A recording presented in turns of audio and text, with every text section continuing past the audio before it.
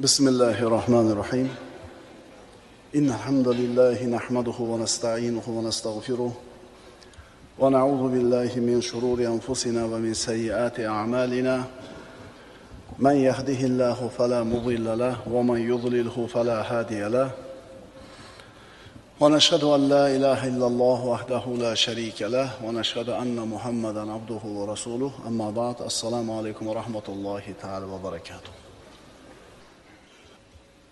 Bismillahirrahmanirrahim. Qur'oniylarning da'volari. Ular birinchidan faqat Qur'on bilan yashashimiz kerak deydi. Ikkinchisi, Nabiy sallallohu alayhi vasallamning sunnatini to'liq yoki qisman inkor qiladi. Uchinchisi, sahobalarning fazilatini inkor qilishadi. Sahobalarni ular musulmonlar o'zlari to'qib olgan shaxslar, ularga muhabbat qilishlik, butlarga sig'inishligi bilan barobar deyishadi. To'rtinchidan, ijmoni, ummatning ijmosini inkor qiladi. Beshinchidan, qiyosni inkor qilishadi. Oltinchidan, muftiylarga, ulamolarga, yetakchilarga bo'yin sunmaslik kerak deyishadi. Yettinchidan, har kim namozda Qur'onni o'zining ona tilida o'qishi mumkin deb da'vo qilishadi. Sakkizinchidan, bu hamma firqalarga xos bo'lgan sifat bularda ham bor. O'zlariga qo'shilmagan hammani kofir deyshadi. Mana endi shu nuqtalarni bittama-bitta ko'rib chiqamiz. Ularning bu da'volarini xato ekanligini kitobi sunnat nuri ostida ko'rib, ahli sunna va jamoa ulamolarining bergan ta'limi bilan tahlil qilib chiqamiz. Birinchi da'vosi nima edi? Faqat Qur'on bilan yashaymiz dedi. Bir qarasangiz, to'g'ri gap. Nimasi noto'g'ri? Qur'on bilan yashashimiz kerak desa, bu gapning nimasi xato? Biz ahli sunna va jamoa sifatida Qur'onga amal qilishligini inkor qilmaymiz, balki dinimizning asli Qur'on ekanligini aytamiz. Lekin aytamizki, har kim Qur'onni o'qib, tarjimasini o'zichasiga tushunib, o'zichasiga mustaqil xulosa chiqarish haqqi yo'q deb aytamiz. Qaytaramiz, Qur'on dinimizning asli, bunda shubha yo'q. Ammo biz aytamizki, har kim Qur'onni o'qib, o'zichasiga xulosa qilishlikka haqqi yo'q. Payg'ambar sollallohu alayhi vasallamning sunnatini Qur'ondan ajratib bo'lmaydi. Chunki sunnat Qur'onning izohi va sharhi. Qur'onning juda katta qismini tushunmaymiz agar biz sunnatni inkor qilsak. Nabiy sallallohu alayhi vasallamning sunnatini inkor qilsak, Qur'onning katta qismidan g'ofil qolamiz. Payg'ambarimiz sallallohu alayhi vasallam hadislarida sunnatini, o'zining hadislarini, sunnatini Qur'onga bog'lab shunday deydilar. Qala Nabiy sallallohu alayhi vasallam: "Ya ayyuhan nas, inni qad taraktu fikum ma in iqtasamtum bihi falan tadillu abadan. Kitaballohi va sunnata nabiyhi." Ey odamlar, men sizlarga ikkita narsani qoldirib ketyapman. Men sizlarga ikkita narsani qoldirdim. Allohning kitobini va payg'ambarining sunnatini. Ularga mahkam yopishsangiz, hech qachon adashmaysiz. Rasululloh hadislarida Qur'on va sunnatni, Qur'on va hadisni birga zikr qilyaptilar. Endi sunnatni inkor qilgan odam, hadisni inkor qilgan odam, Qur'onni inkor qilgan odam bilan barobar. Boya gapda Qur'on bizga yetadi o'zi, Qur'on bilan yashashimiz kerak desa, chiroyli to'g'ri gapga o'xshaydi. Lekin birodar, bilasizmi, Qur'onda hukm oyatlari 500 ta deyiladi, plus minus. Hayotda nechta masala bor? Nechta masala bor? Bitta 2 rakat namozda 50 mingta masala bor deydi fuqaholar. 2 rakat namozda 50 mingta masala bor deydi. Faqat Qur'on yetadi bizga deyapti. Ha, xo'p, samolyotga minish mumkinmi, mumkin emasmi? Mana Qur'ondan javob ber. Javob bera olmaysan. Oddiy misol. Mashina minish mumkinmi, mumkin emasmi? Qur'ondan javob ber. Yo'q. Endi xuddi shunga o'xshagandek sunnat yetadi, Qur'on bilan hadis yetadi, mazhab kerak emas degan birodarlarga aytamiz, hadisda ham yo'q samolyot bilan mashina. O'shuning uchun ijmo bor, o'shuning uchun qiyos bor, o'shuning uchun mazhab bor. Tushuninglar, Qur'on o'zi yetadi deyotganlar ilmsiz odamlar. hadis hukm hadislari, mana shu bir fiqhiy masalalar hukm hadislari 1,5 mingtadan 2 mingtagacha deyiladi. Endi qo'shing. Hukm, shariy hukm bo'lgan 500 ta oyat bor, 1,5 mingta hadis bor. 2 mingta masalalarning javobi bor. Qur'on bilan hadisda o'zidan primoy. Hayotda nechta masala bor? Ko'pa. Shu 2 mingtaga kirmagan narsani nima qabul qilmaymizmi unda? Endi ana shu Qur'on va hadisdan ishlab chiqarilgan qoida bilan mazhablar yangi chiqayotgan masalalarga fatvo beradi. 3 xil Qur'on bor, bilasizlarmi? 3 xil Qur'on bor. Qo'limizda turgan mushaf bizga gapiradi. U gapiruvchi Qur'on. Ikkinchi mushaf jim turadi. Bu koinot. Koinotga qarab tafakkur qilsak, Alloh taoloni tanitadi. Koinot jim turuvchi Qur'on. Endi Muhammad alayhisolatu vassallam tirik Qur'on bo'lganlar. Qur'onga amal qilishlik qanday bo'lishini Rasulullohning hayotida ko'ramiz. Qur'onga 100% amal qilgan odam bormi deb so'rasangiz, bor deymiz. Muhammad Mustafa sallallohu alayhi vasallam. Agar Qur'onni lillahil masalul a'la, qonunlar, tartib intizomlar majmuasi desak, qonunlar majmuasi desak, Muhammad alayhisalomning hayoti ana shu qonunlarni hayotda tatbiq qilishligining misoli. Tushunarlimi? Sunnatdan voz kechish, hadisdan voz kechishlik Muhammad alayhisalomning vazifalaridan bittasi. Yetkazishlik vazifasini, bayon qilishlik vazifasini inkor qilish bilan barobar bo'ladi. Alloh taolo Qur'onda aytadiki, astagfirullah, va anzalna ilayka zikra litubayyana lin-nasi ma nuzzila ilayhim va la'allahum yatafakkarun. Muhammad alayhisalomning vazifalaridan bittasi Qur'onni bayon qilib berish. Agar Qur'onni Rasululloh bayon qilib bermasalar, kim bayon qilib beradi? Sizga esa odamlarga nozil qilingan narsalarni bayon qilib berishingiz uchun va shoyat tafakkur qilsalar deb bu eslatmani Qur'onni nozil qildik. Ana Qur'onni Alloh nozil qildi insonlarga, Muhammad alayhisalom bayon qilib berar ekanlar. Muhammad alayhisalomga itoat qilishlik va u zotga bo'ysunishlik haqida Qur'onda ko'plab oyatlar bor. Tushuninglar. Agar bu Qur'oniylar o'zlarining gapiga amal qilsa, payg'ambarimizga ergashmay iloji yo'q. Faqat Qur'on bilan yashaymiz deyaptimi? O'sha Qur'onda Muhammad alayhisalomga ergash degan Alloh. Astagfirullah. Va ma ataakumur rasulu fakhuduhu va ma nahakum anhu fantahu. Hashr surasida Alloh taolo aytayapti. Rasul, payg'ambar Muhammad alayhisalom sizlarga ato etgan narsani olinglar, u zot sizlarni qaytargan narsadan qaytinglar va Allohdan qo'rqinglar.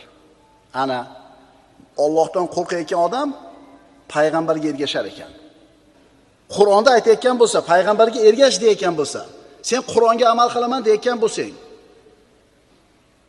yana oyat o'qiymiz. Astagfirullah. Qul atiiulloha var rasul fa in tawallaw fa innalloha la yuhibbul kafirin. Oli Imron surasi. Ayting, Alloh va payg'ambarga itoat qilingiz. Agar yuz o'girsalar, bas, albatta Alloh bunday dinsizlarni sevmas. Bunday kofirlarni sevmas. Allohga va payg'ambarga itoat qil deb Alloh ochiq aytayapti. Oyatning nassi bilan aytayapti. Lekin agar bosh tortsa, ya'ni payg'ambarga itoat qilishdan bosh tortsa, bunaqa kofirlarni Alloh yaxshi ko'rmaydi deyapti.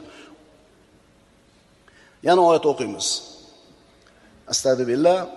Fala va robbika la yu'minuna hatta yuhakkimuka fima shajara baynahum thumma la yajidu fi anfusihim harajan mimma qadayta va yusallimu taslima. Mana hozir 3 ta oyatni o'qidik. Uchalasida ham Muhammad alayhisalomga ergashlik Allohning amri, buyrug'i ekanligi ma'lum bo'lyapti.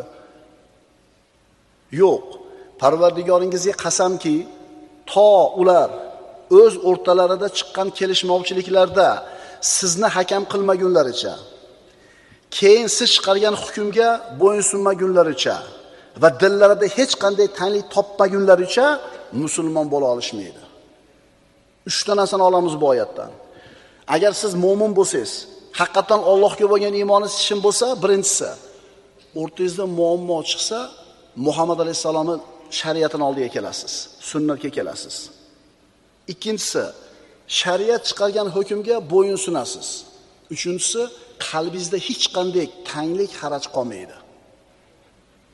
Demak, 3 ta oyat o'qidik. Uchalasida ham Alloh taolo oyatning nassi bilan Muhammad alayhisolamga ergashishlikka buyuryapti. Endi bular sunnat kerak emas degan paytda o'z-o'zidan kofir bo'ladi. Ahli sunna ulamolari Qur'on oyatlarini har kim o'zicha tushunib, xulosa chiqarib ketishga haqqi yo'q deb ta'kidlashadi. Nima uchun bunday? Nima uchun har kim Qur'onni o'qib tarjimasini o'zi xulosa qilishga haqqi yo'q? Birodarlar, bu Allohning kalomi. Bu anavi palonchi yozuvchini roman emas. O'qib o'zichasiga talqin qilib, o'zichasiga xulosa qilgani. Bu Allohning kalomi. Savol: nima uchun har kim Qur'onni o'qib o'zichasiga tushunib, o'zichasiga xulosa qilishi mumkin emas? Alloh mana shunday bo'lishligidan ogohlantirgan. Astagfirullah. Huvallazi anzala alaykal kitab minhu ayatun muhkamatun hunna ummul kitab va ukhra mutashabihat. Nima uchun har kim oyatni o'zi o'qib, o'zichasiga tushunishga haqqi yo'q? Alloh taolo aytayapti. U Alloh sizga kitob nozil qilgan zotdirki, u kitobdan shu kitobning asl mohiyati bo'lgan muhkam, aniq, ravshan oyatlar ham bor, mutashobih, tushunish qiyin bo'lgan oyatlar ham o'rin olgandir. Demak, Qur'ondagi oyatlar ikkiga bo'lindi shu yerda. Muhkam oyat, mutashobih oyat. Odamlar 4 xil bo'larda. Bir odam bor biladi. Bilishini ham biladi. Bu odam olim, bunga ergashamiz. Bir odam biladi, bilishini ham biladi. Bu odam olim, bunga ergashamiz. Ikkinchisi, biladi, lekin unutib qo'ygan. Bu g'ofil, bunga eslatamiz. Uchinchisi, bilmaydi, bilmasligini biladi. Bu johil, bunga o'rgatamiz. To'rtinchisi kim bo'ladi endi? Bilmaydi, bilmasligini ham bilmaydi. Bu shayton, bundan uzoq bo'lamiz. Demak, oyatlarni 2 xil dedi Alloh. Ma'nosi aniq, ravshan bo'lgan muhkam oyatlar bor. Qur'onning asosiy qismi shu oyatlar. Va ma'nosi bir qancha ma'noga dalolat qiladigan mutashobih oyatlar bor. Aqida muhkam oyatlar bilan shakllanadi, mutashobih oyatlar bilan emas. Oyatda Alloh aytayapti, u sizga kitob nozil qilgan zotdirki, u kitobdan shu kitobning asl mohiyati bo'lgan muhkam, aniq, ravshan oyatlar ham, mutashobih oyatlar ham bor. Davom etamiz oyatni. فَأَمَّا الَّذِينَ فِي قُلُوبِهِمْ زَيْغٌ فَيَتَّبِعُونَ مَا تَشَابَهَ مِنْهُ ابْتِغَاءَ الْفِتْنَةِ وَابْتِغَاءَ تَأْوِيلِهِ. Endi dillarida haq yo'ldan og'ish bo'lgan kimsalar, qalbida marazi bo'lgan insonlar, odamlarni aldab, fitnaga solish va o'z havoyi nafslariga muvofiq ta'vil, tafsir qilish uchun uning mutashobih oyatlariga ergashadilar. Tushundingizmi? Ma'nosi aniq, ravshan bo'lgan, ma'nosi bitta bo'lgan oyatlar Qur'onning asosiy qismi va orasida bir qancha ma'nolari bor, mutashobih oyatlar bor. Alloh aytayapti, qalbida og'ishlik bo'lgan, maraz bo'lgan insonlar fitna qo'zish uchun mana bu mutashobih oyatlarga o'zini uradi deydi. Mana tarjimasini o'zini eshitinglar. O'shuning uchun mana bu ixtilof qilayotgan birodarlarimizni keltirgan oyatlarni qarasangiz, 99% mutashobih oyatlar. Metal. Temirli metalmi? Kumush ham metal, oltin ham metal, laton ham metal, mis ham metal, wolfram ham metal, sink ham metal. Metal deganda, temir deganda faqatgina biz onavi qora temirni tushunamizmi? Shuning uchun oyat deganda ham birodarlar, hammasini bitta qopga solmanglar. Hali ko'ramiz tafsilotini. Muhkam oyat bor, mutashobih oyat bor. Zohiri bor, majozi bor. Mutlaqi bor, muqayyati bor, omi bor, xosi bor. Nosixi bor, mansuxi bor. Oyatlar shunaqa bo'linadi, klassifikatsiyasi bor. Sizga bitta usi olib keta olmay hammasini. Alloh taolo aytadi, holbuki unday oyatlarning ta'vilini yolg'iz Allohgina bilur. Ilmda sobit qadam bo'lgan kishilar esa u kitobga iymon keltirganmiz, hamma oyatlari Parvardigorimiz huzuridandir deydilar. Faqat ahli donishlargina pand nasihat olur. Bu oyatdan ma'lum bo'lyaptiki, shunday oyatlar bor Qur'onda, ularni so'zma-so'z tarjima qilib, ustidagi ma'nosiga amal qilib bo'lmaydi. Bunday oyatlar mutashobih oyatlar deyiladi. Ya'ni bir qancha ma'nosi bor. Ana shu biz aytayotgan toifalar bunaqa oyatlarga e'tibor qilishmaydi, o'zlarini nafslariga yoqqan tafsirni ma'noni berishaveradi. Demak, yana qaytaramiz. Qur'ondagi oyatlar muhkam oyatlar ekan, mutashobih oyatlar ekan. Muhkam oyat bitta ma'nosi bor. Bir o'qidingiz, ravshan, aniq tushundingiz, boshqa ma'nosi yo'q. Ikkinchi oyatlar turi mutashobih oyatlar ekan, bir qancha ma'nolari bor ekan. Aqida muhkam oyat bilan shakllanadi. Endi mana shu mutashobih muhkam oyatlarni ahli sunna ulamolari qanday siz bilan bizga o'rgatishadi, qanday ta'lim berishadi buni? Qanday tushunishadi? Ana shu biz aytayotgan Qur'oniylarni ilmda o'ta sayozligini ko'ringki, oyatmi? Oyat. Bo'ldi, amal qilib ketaveramiz deyapti. Agar oyatni o'qib shunday amal qilib ketaversang, bu Qur'onni tushunish usullari orqali o'rganmasang, araqni ichishlikka ham yo'l topasan. To'g'ri kelgan odamni peshanangda kofir deb o'ldirgan ham hukm topaverasan. Chiqarsa bo'laveradi. Oyatmi oyat, shunday o'qib ketaveramiz deyotganlarning misoli temirmi temir bo'ldi. Bir xil bo'ladi temir deyotgan odamga o'xshaydi. Metal deganda faqatgina temirni tushunamizmi siz bilan biz bilgan? Oltin ham metal, kumush ham metal, latun ham metal, mis ham metal, po'lat ham metal, cho'yan, qo'rg'oshin, alyumin, nikel va hokazo. Demak, ahli sunna val jamoa ulamolari usul ilmlarida ana shu oyatlarning turlarini va ularni qanday tushunish kerakligini bayon qilib berishgan. Usulul fiqh deyiladi bu ilm. Muhkam oyatlar ma'nosi bitta, ma'nosi ravshan, aniq. Bitta o'qidingiz, tushundingiz. Qul huvallohu ahad. Ayting, Alloh yakkadir. Bo'ldi, boshqa ma'nosi yo'q. Endi mutashobih oyatlarchi, bir qancha ma'nolari bor. Bizni o'rtamizda bo'layotgan bo'linishlar, ixtiloflarning sababi ana shu mutashobih oyatlarda farqiga bormaydigan ukalarimizni qilayotgan xatti-harakati. Majoz bor, haqiqat bor Qur'onda. Om bor, xos bor. Nosix bor, mansux bor. Mutlaq bor, muqayyat bor. Sababi nuzul bor. Shulardan nechtasini bilamiz? Sababi nuzul tushunarli endi. Nima sababdan nozil bo'lgan bu oyat? Buni tushundik. Lekin mutlaq bilan muqayyatchi? Om bilan xoschi? Majoz bilan haqiqatchi? Va ma kana robbuka nasiya.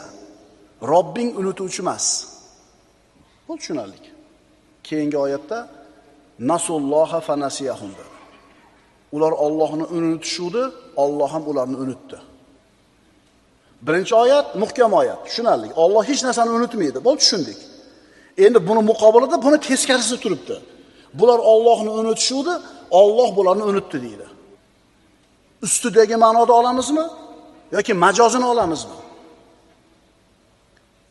Shep, yuribmiz orqangizdan kun ko'rib deydi. Shep, siz bizni quyoshimizsiz deydi. Ustidagi ma'nosini olasizmi, majozini olasizmi? Bir oyog'im bu yerda, bir oyog'im bu yerda deydi. Mana shu gaplar majoz, taydagi ma'no olinadi. Robbing hech narsani unutish emas. Muhkam oyat, tushunarli. Ustini olaveramiz buni, muhkam. Ular Allohni unutishuvdi, Alloh ularni unutdi. Bu yerda taydagi gapni olamiz, ustidagi emas. Ya'ni Allohning hukmlarini unutib, Allohga kofir bo'ldi, Alloh ularga parvo qilmay qo'ydi, o'zini holiga tashab qo'ydi, ularni unutdi. Shuning uchun manaqa oyat bor. Bu domlalar bunga amal qilmaydi. Manaqa oyat bor. Bular ham amal qilmaydi deganda, hali oyat qanaqa ekan? Qul huvallohu ahaddaqa muhkam aniqmikin yoki bir boshqa ma'nolari ham bormikin bu aytayotganda? أقول قولي هذا وأستغفر الله لي ولكم إن الله وملائكته يصلون على النبي يا أيها الذين آمنوا صلوا عليه وسلموا تسليما والسلام عليكم ورحمة الله وبركاته